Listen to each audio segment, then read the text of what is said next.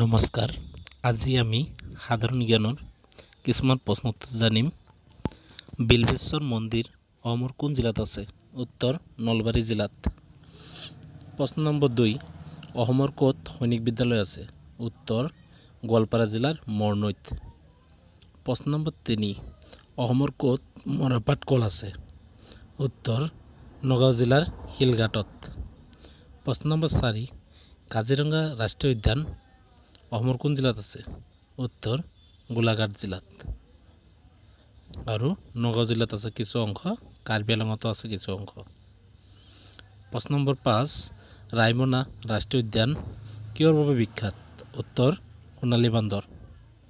প্ৰশ্ন নম্বৰ 6, চক্ৰশিলা অভয়াৰণ্য ক'ত আছে? উত্তৰ ধুবুৰী আৰু কোকৰাঝাৰ জিলাত। প্ৰশ্ন নম্বৰ 7, মহামায়া থান ক'ত আছে? উত্তৰ ধুবুৰী জিলাৰ বগৰীবাৰীত। প্ৰশ্ন নম্বৰ 8, লাওখোৱা অভয়াৰণ্য ক'ত আছে? উত্তৰ নগাঁও জিলাত। প্ৰশ্ন নম্বৰ 9, পানীদিহিং পক্ষী অভয়াৰণ্য ক'ত আছে? উত্তৰ শিৱসাগৰ।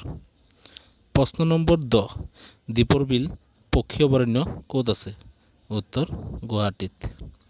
প্ৰশ্ন নম্বৰ 11, চম্পাৱতী জলপ্ৰপাত ক'ত আছে?